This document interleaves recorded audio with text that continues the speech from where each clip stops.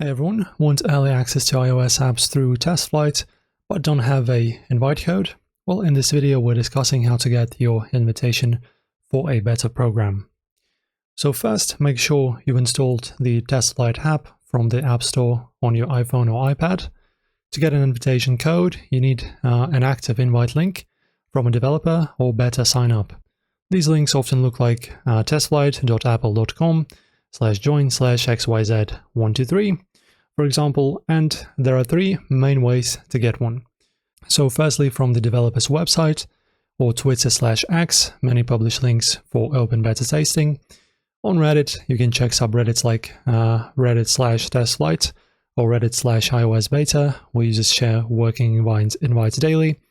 Also, the third one is waitlist services. Some apps use services like Discord, email lists, or official signups to notify when slots reopen. You can, after that, also tap the invite link on your phone. It'll open TestFlight automatically, tap accept, then install to download the beta app. And that's how you get a TestFlight invitation code in 2025. Like and subscribe for more iOS beta tips, and I will see you soon.